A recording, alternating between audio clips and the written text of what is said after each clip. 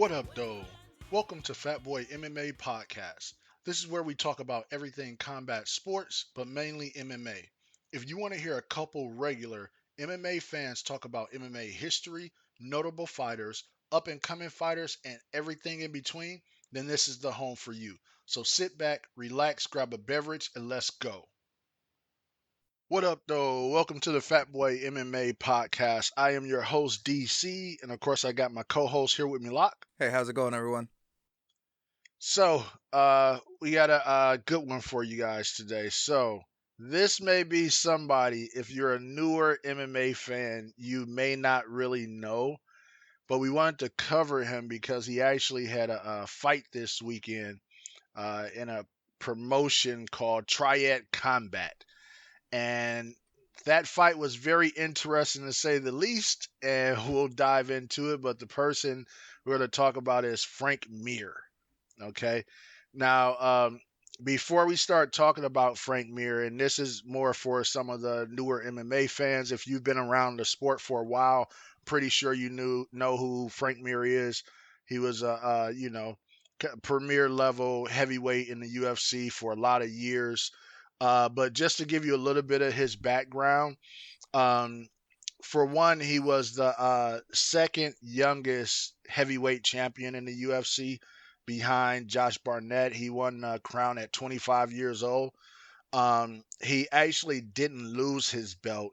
He got into a motorcycle accident, shortly after winning the belt, and then he was out for about 2 years. But he was also a two-time champion, so he came back, a few years later and ended up winning an interim title, and then fought Brock Lesnar to unify the title and submitted Brock Lesnar to be a second-time champ. Um, he still holds the record for the most finishes in heavyweight history. Derek Lewis is right on his heels though, but most finishes at 14, and he holds the record for the most subs in the heavyweight division at 8, which in my opinion, he's probably the best Brazilian jiu-jitsu heavyweight ever. I would put only two other people up there in the category with him, Big Nog, Minotauro Nogueira, and Fabricio Verdum. But as far as inside of the ring Brazilian jiu-jitsu, I would put him at number one. So that's just a little bit about his background, so you know a little bit about why we're even covering this guy, because you may not know that, at one point he was a very top tier heavyweight champion. So first thing I want to know, Locke, I know we talked about it a little bit, but I know you got a chance to watch a little bit of that fight, although it wasn't long. So I wanted to shoot that over to you, but also anything that you may have wanted to say about Frank Mir before we actually get into, the fight and why we're actually talking about him. Yeah, just kind of one of the things off of what you said. You said you thought he was the best heavyweight jiu-jitsu player. I Yeah. think I'd have to give that to Verdum. I think that's, tough. I mean, I could see where you're coming from. I would personally go with Verdum. Big Nog would be the other one in the category. But I Hmm. think once you snap that guy's arm, that's the ultimate tiebreaker, Yeah. you know? But not to mention, that's not the only arm that he snapped, Right. and that wasn't just an arm. If you remember, it was an entire shoulder. Well, yeah, he broke Yeah. it in the wrong place. because he didn't have it in right, and it did Uh-huh. lead to one of the all-time great MMA quotes where he said, "Sometimes horsepower just beats technique." Yeah. Listen, I had never seen anything like that in MMA before. He literally turned his arm into like a Ken and just bent it all the way back. And anybody that knows Big Nog, he's from that really old school camp that didn't tap. The old school Brazilian jiu-jitsu tapping was considered, was seen as weak. And you hear stories about a lot of those guys back in the day that would have broken bones and still finish matches, because they wouldn't tap. Well, I could see that having been, not a jujitsu guy, but having grappled a little bit in my day. I get that with a choke. You know what I mean? If you Hmm. want to go out on your shield, you take a Hmm. nap. When it comes to your joints, arm bars, kimuras, you got to tap, man. Yeah, I mean, I agree with that, but that wasn't the I, that's not the old school, thought. You especially you hear what was that? Was that Helio back in the day that fought mm-hmm.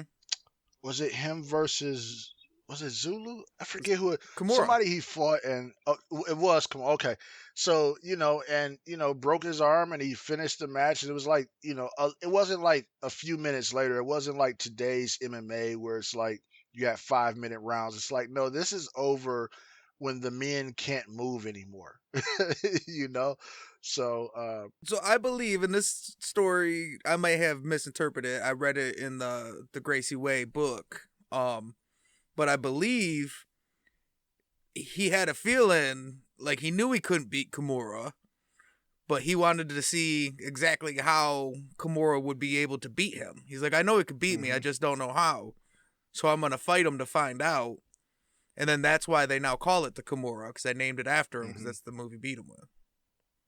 Yeah. I mean, hey, that's a part of what you do when you're striving for greatness. You don't want to go up against weak people or people you can beat. You want to go up against other people. It's a chess match, right?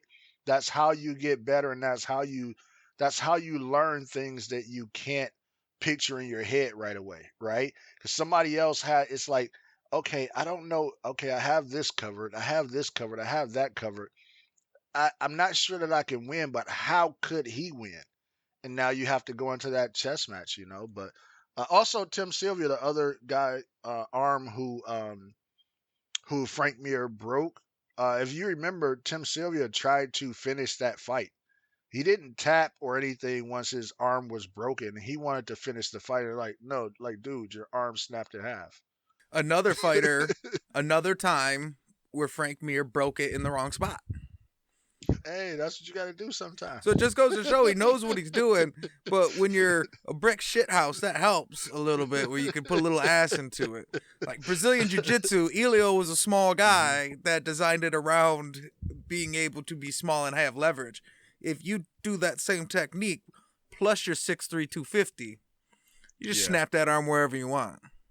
yeah. What was great about his BJJ to me, and the reason why I have him at number one. It's not even that I would argue with Verdun being number one, but the reason why I have him there is just the sheer number of subs that he got. In the UFC, the heavyweight division. That's huge, and some of the guys he submitted. I mean, at that time, nobody had submitted Big Nog. Like you don't submit Big Nog. You might knock him out. Like, well, technically he hadn't got knocked out either, but you might beat him to a pulp, right? But you're not gonna submit him, right? And he submitted him, and just the number of guys that he was able to do that to inside of MMA is huge. Well, and then there was that time when he was able to triangle choke Fedor. Oh, wait. That was the greatest heavyweight jiu-jitsu player of all time, Fabricio Verdun. My bad. I I confuse mean, them listen. sometimes. Listen, that happens sometimes. But yeah, so but of course the reason why we're talking about him is not this is not a fallen goat series or anything like that. Although he was a premier guy once. This is really because he just had a fight, as I mentioned, in a triad promotion, triad combat. And what's interesting to me, you know how we talk about different people as they kind of come out of their MMA career and different roads that they can go down. Some guys going to boxing, some going your favorite path, bare knuckle fighting, right? Some going my path that I think makes more sense, going into like grappling or catch submission. I mean, combat jujitsu or something like that, right? Which I would love to see him in for all the reasons we talked about, but he was never, ever, ever, ever, ever, ever, ever known as a guy with a great chin. And he decides to go into boxing. So first, I want to get your thoughts on the fight and what you saw. So in that, and then we'll go into why the hell he picked boxing. So I seen the fight. Uh, I watched it like a car wreck. I'm just not a fan. So I guess the whole concept of triad is what they're trying to do is they're trying to come up with a way to put MMA fighters against more experienced boxers on a more even playing field. hmm But in reality, the only rule is any kind of punch is legal. So like backhands hmm or spinning back fists or any angles. So you can do hammer fists and stuff like that. Yeah, and like you had mentioned earlier, it looks like they let them play a little bit more with the hugging and the grappling, but it's still there's no knees, no elbows, no kicks, no hmm takedowns, so it's still very much boxing. And to me, it just seems like a mean way to feed MMA fighters to boxers. Even though on the day, I guess actually, the MMA fighters won more of the fights than the boxers did, but the bigger Yeah, named MMA guys lost. I mean, outside of yeah, Perry, I think Perry was the only bigger name guy that won. yeah, and that was a questionable decision. Right. But no, yeah, I agree. I'm gonna tell you what they should add. I don't know if you remember this, but what was it called? Sancho. Who was the guy? He fought in a few different he fought in a few different leagues. He came over to the UFC for a while, but one of the leagues he was in before he came to the UFC was I forget the name of the league he was in, but literally they had Sancho style matches and it was just for him. Right? It was like, no, this is his thing. But it was kind of like kickboxing mixed with like throws and takedowns, right? Yes, there's Kung Lee. Kung Lee, yep. I And, couldn't think of his name. and yeah, there's like a lot of hard hmm sweeps, like takedowns that are hard Yep. sweeps. Now, you wouldn't finish them. You wouldn't Right. take the guy down and go on top with ground and pound, but it hmm was it was kind of like it was kind of dope actually. It's so I know we've talked about this before. I don't know if it's something that's been out there that we released or whatever, but it's so amazing when you look at how dope some of these sports are that nobody has any interest in. But that was one of Yeah. those where it was like a really cool mix of Muay Thai and judo, kind of. Yeah. That's what I think they need to add something like that to Triad to make it more comparable, right? Now, a lot of these guys are not the, slick sweep type guys, but I think they should allow takedowns and you get one strike while they're on the ground and then you have to let them up, right? But I should be able to slam you and punch you once and make you get up, right? Well, that evens it out a Because I lot. exactly, right? So I think because so much of this goes, the way of the boxer. But but in this fight, I'm gonna tell you the main thing that I noticed, other than of course, once again, Frank Mir has never been known for his chin.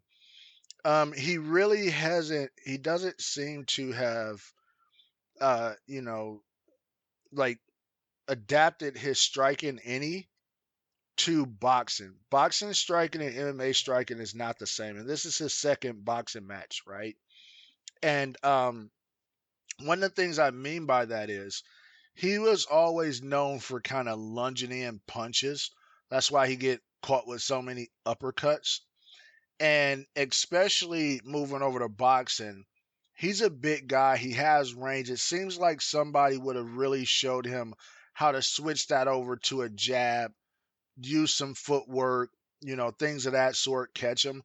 But once the guy that he was fighting, which I'm not familiar with this guy, Pulev, and I apologize if I'm mispronouncing the name, but once he realized what Frank Mir was doing, he literally just kept hitting him with a 1-2.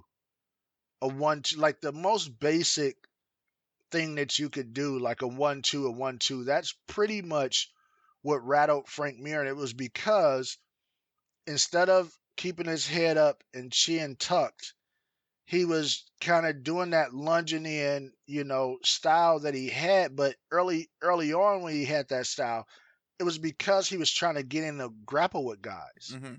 right? That doesn't work in a in a boxing match. Your lead hand, you throw kind of like a jab hook thing that you lunge in with your head down. I mean, against any quality boxer, even if it's not the first round, they're gonna pick you apart with that type of style. Definitely. No, you said you don't know too much about Pulev. Correct. And I don't know too much either, but I always just kind of check stuff out like this. And I don't know who the hell sanctioned this. I feel like that's the reason that they go with the tricky little rules. Like, oh, we'll let this rule in and then, we'll do it in a triangle cage so that it almost makes it seem like it's evened out so you can trick a athletic commission into allowing this Hmm. fuckery. But so this dude Frank Mir is out there fighting. This guy's a legit pro boxer. So Hmm. if Frank Mir wants to go into boxing, I don't understand it. Like you said, I don't. He's not a guy that's known for his stand up. Now he is good in the stand up because he's a very athletic guy and he's got some Hmm. heavy hands. But I think at his best, his style's kind of like an American kickboxing, not even like a Muay Hmm. Thai style, kind of an American kickboxing, not like a slick Yeah. boxer type.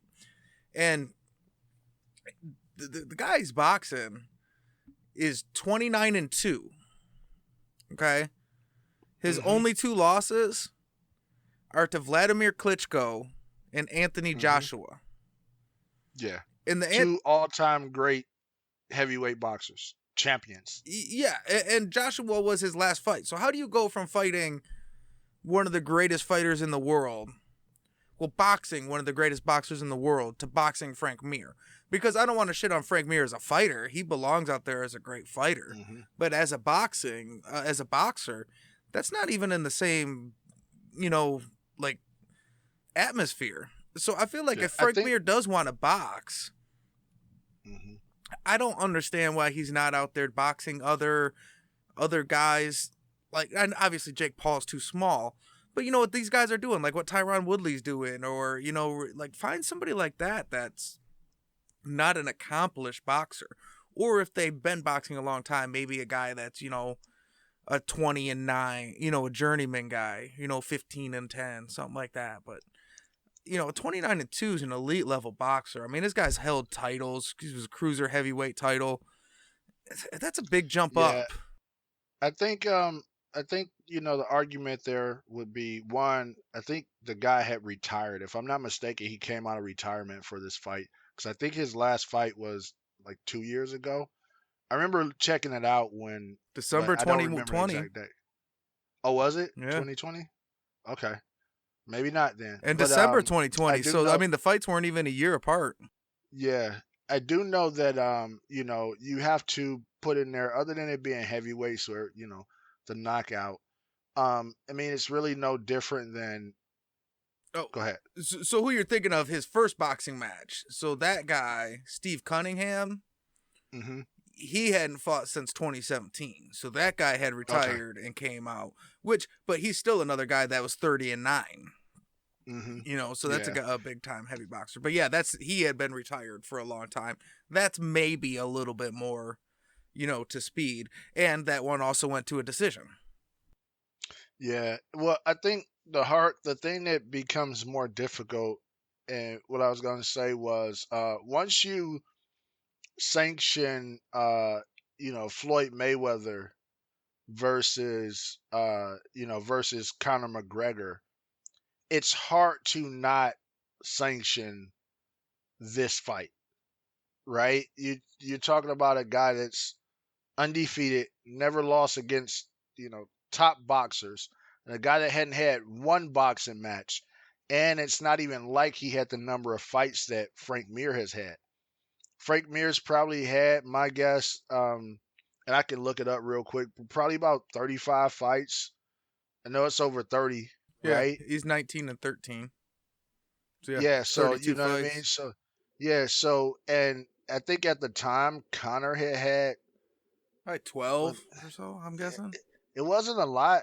I'll say maybe 16 at the most, right? Mm-hmm. Against a guy that was, 48, 49, whatever it was in O, right? So it becomes one of those things where, it's like the law, right? Once you allow this thing to pass where somebody wins, that's what's used as the precedence now, right? So for that reason, I understand it, and they look at it as, hey, it's combat. They're punching each other, and remembering that most of these people that are, at the head of these commissions were never fighters, Mm-hmm. right? They don't understand how big of a difference it is between boxing, MMA, kickboxing, Muay Thai. Like these things are very different. It's a reason why Muay Thai fighters struggle under kickboxing rules and kickboxers struggle under Muay Thai rules. A person on the outside looking in, it looks like the exact same sport, Yeah. right? But it's different.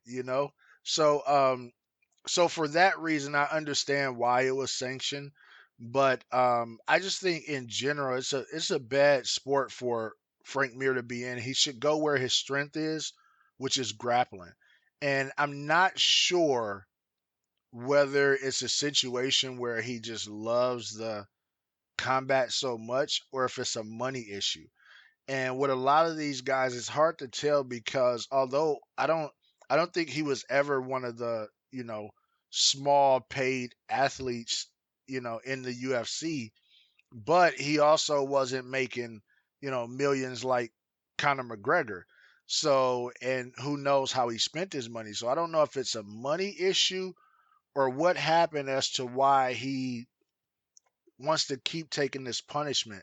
And, he's been I forget. I looked it up. He's been KO'd, I think, like 10 times out of the 13 fights that he had. I think is what I had saw. KO'd or TKO'd. Like that's a lot of punishment. That's not even counting the fights where he got hit a lot and just didn't get knocked out. It's most of them. I mean, without counting them all, just looking through it, most of them are by KO or TKO, which does kind of make you question that decision, and that's against people that are inferior, you know, pugilists, I guess you'd say. Yes. Um, Hmm. so it is questionable, and I was actually going to give it to you today and say that for the first time, I think Frank Mir, if he's trying to fill that competitive drive, should be out grappling. I think that would be he could really add some depth to a grappling card. Him against some other big. Victory. I'm calling it. But no, it don't count because you still beat me to it. Like you still could not wait long enough for me to even get No. it out. Like you just No. it was like a race No. to say grappling No. contest. Like Frank Mir No. needs to be a grappling Yeah. contest. He needs to be a grappler. That's it. That's it. Floyd Mayweather should But try professional grappling. They should just do it. Um, but so I do think that would be a better option for him than the boxing. I don't know that it's a money issue because he doesn't seem to have money problems. I don't know. You never know people's finances, and I think he's done okay. yeah. But I think it could be a money thing in not that he's poor and he needs the money, but they might be big paydays and he still feels Hmm. like he's wants to compete. He still has enough to go and make hay while the sun is shining. Hmm. So, No, that taking if you can maybe get and I don't know what his payday is, but if you can maybe get, a quarter million, a half a million to lose a boxing match versus getting 100 grand or whatever to go fight in an MMA fight in a small, Bellator or whatever, it might be, right. worth the payday. No, I definitely agree with that. That definitely could be it. Um, he's just another one of those people that I really wish would retire. And I was a big Frank Mir fan. I thought he was gonna come back after the bike accident and just, go on another tear. And I remember I couldn't wait to see him versus Andre Arlovsky. and that fight never materialized. Well, I think they end up fighting way later, but you get what I'm saying. During that time frame, that fight never materialized. Um, and but you know, who knows? I just want once again, I guys like that taking that much punishment, and he's when you hear him talk, to me, he's one of those people that uh the conversation that Joe Rogan had with Brandon Schaub, somebody needs to have a conversation like that with Frank Mir very early on. When you hear him talk, he's not an idiot. He's an intelligent guy, right? He's personable, like the whole thing. Like he could have had a whole another career in so many different areas where it wouldn't require this kind of punishment. And he, if you remember, he actually did some before the WEC folded over into the UFC. They owned it already, but before it, they brought the rest of the guys over. He was one of the head, commentators for that. And so, and he's done it in a few different things. He's been on some of the shows where he's doing analysts of fights and things of that sort. You know, I just really hate to see some of these guys take punishment beyond their years. No, I agree, and I'd always been, a die on your shield guy, and I think it's just me getting older because this has happened in all the sports. I used to say these college athletes, you committed, you better come back for your senior year, and now Hmm. I think you better get your money, while you can. go go get the bag. Yeah, get that money. You could do an NFL contract. You could pay for your own education. Go back, finish those couple Yeah. semesters or whatever. That ain't the thing. Um, but I, yeah, I don't like seeing him, out there taking a beating. Only because, like you said, he's getting beat up in these fights too. Yep. It's Yeah. not going well. Um, Yeah. and he does have kind of maybe he doesn't have the natural shit talking, but like the kind of charisma, the personality of like a Chael Sonnen type career.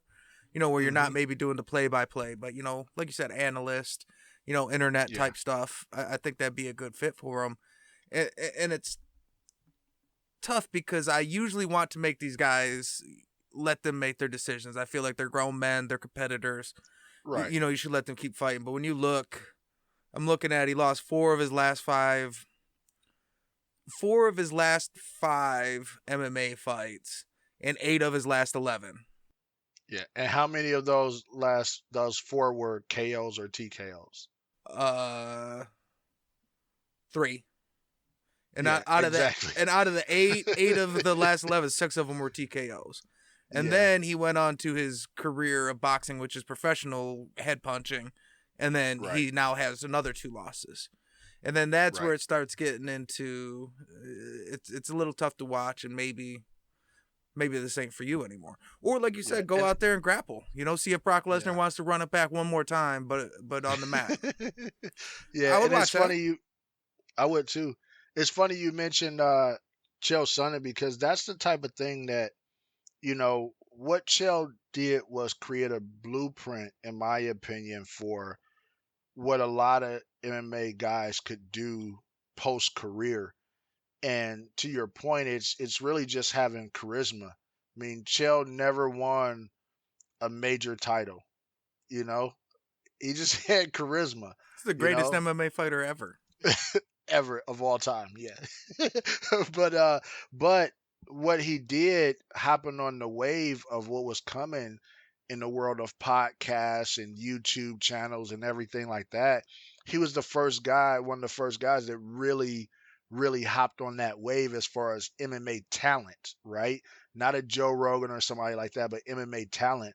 And now you look at other people that have piggybacked off of that type of. Look at what DC has now, right? He went from getting on a couple of course, doing analysts, doing some commentating and things of that sort. But now he got the DCRC show and all these different things. And what's great about it is it's not even like you have to wait for a big network nowadays with YouTube, social media, and podcasts.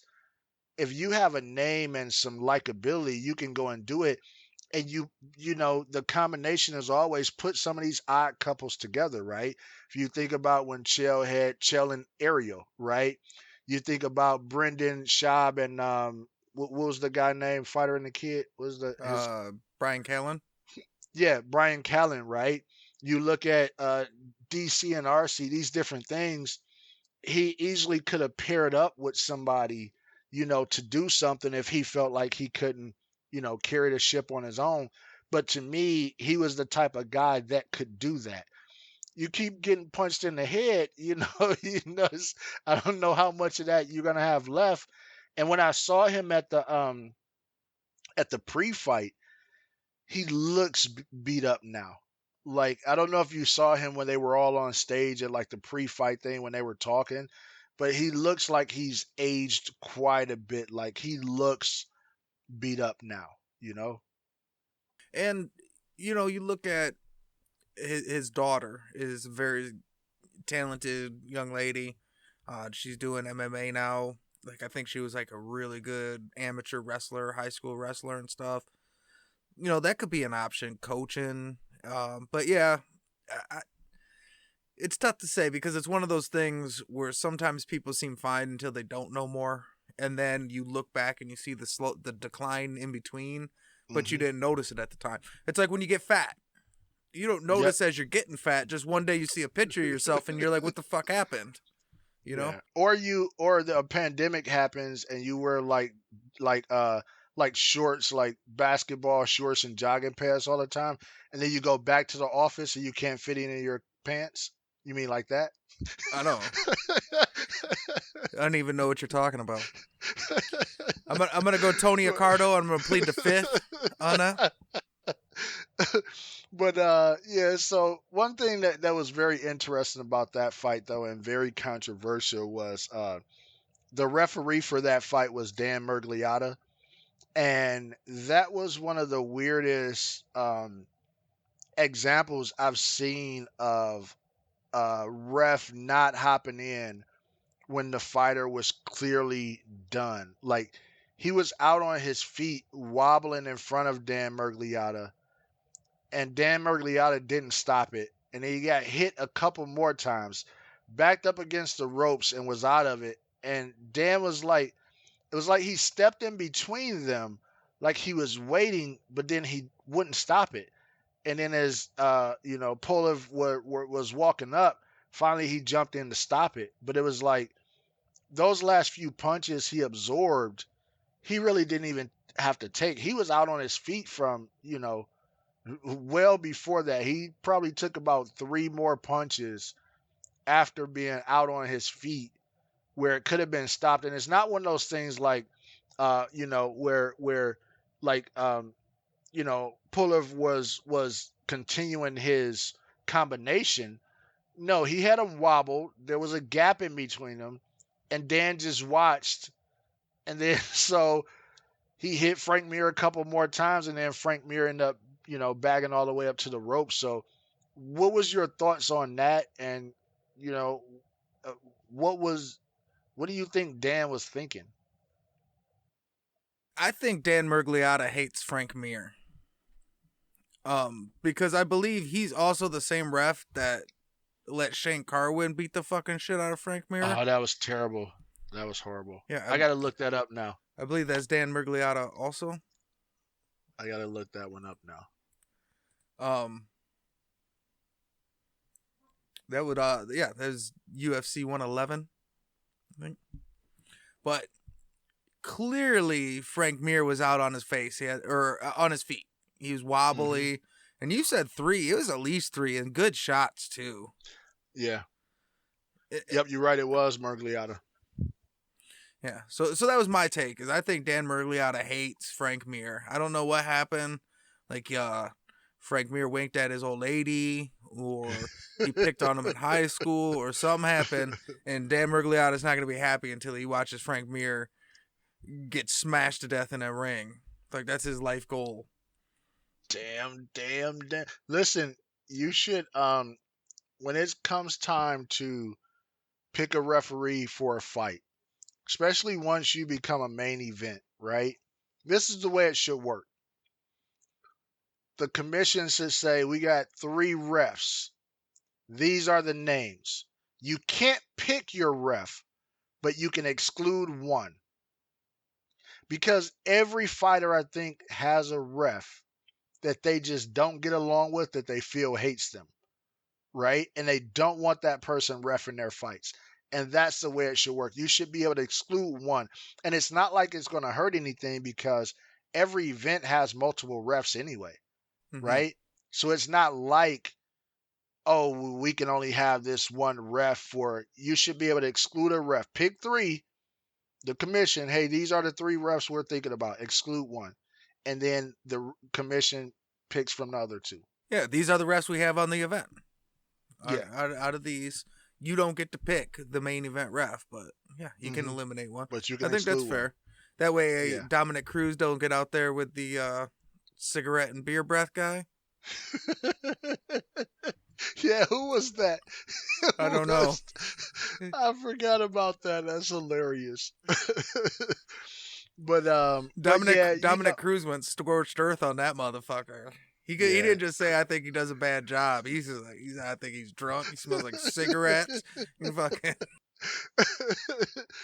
But yeah, this was one of those where I don't know where this whole, triad combat is going, but to your point, hopefully I it's going definitely think away. yeah, I definitely think it's one of those where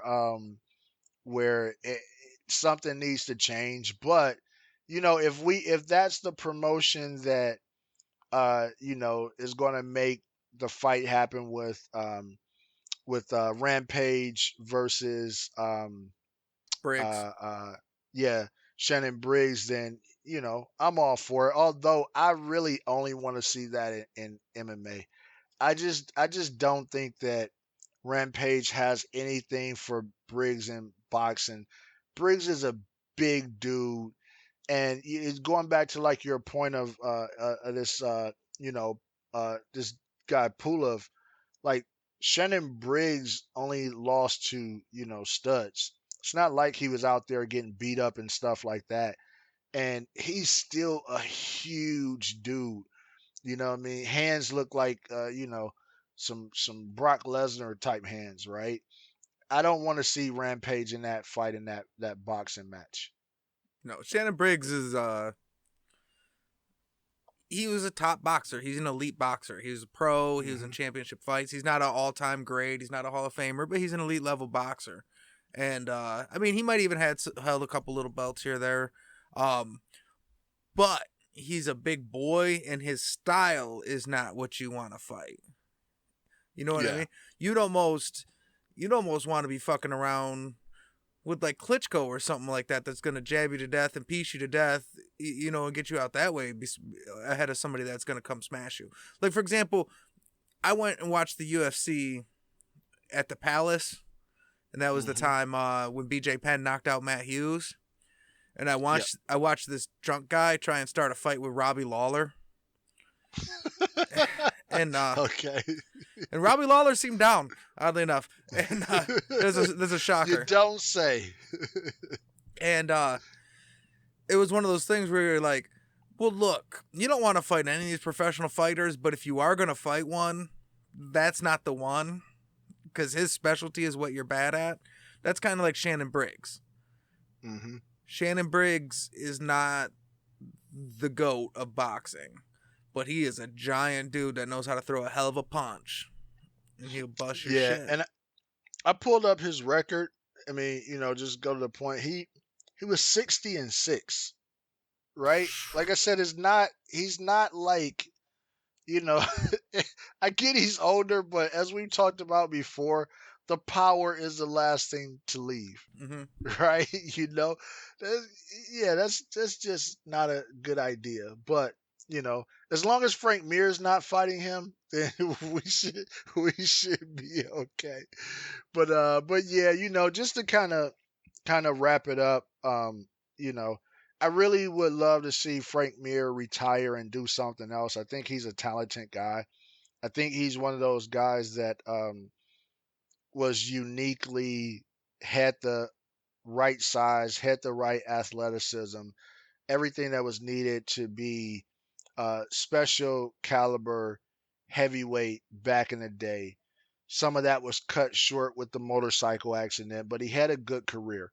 And now I think he has the brains, at least the last time I saw him really, speaking and everything, he has the brains and whatnot to transition and be a star and probably make more money than he made in combat sports doing something else. It's not like it's a small amount of money in what most of these dudes are doing with their podcasts and everything like that because they already have a certain amount of a built-in audience, especially when you're talking about putting on platforms like YouTube and everything like that. So I really just want to see him retire and do something else. And if you got that itch that you need to scratch, just make it something grappling. Make it something where you still can be competitive and not taking shots to the head.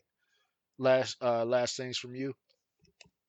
No, for the first time, I'm on board with you. I think that he should move towards like some grappling. I think Hmm. you could make you could put decent numbers together if you did Brock Lesnar versus Frank Mir in a grappling match. Absolutely. You know, Absolutely. you could sell that. Shit like that. But yeah, it's getting close to that point. It's getting to BJ Penn time where maybe this ain't what you should be doing anymore because it starts to take away from some of the legacy. Yeah, I agree. Well, that wraps up another Fat Boy MMA podcast. Thanks for listening. Come back for the next one. That wraps up another Fat Boy MMA podcast. If you have a topic for us, please email us at fatboymma55@gmail.com or reach out to us on one of our social media platforms. You can find the links to all of our socials by going to links.fatboymma.com. Thank you for listening and look out for the next episode.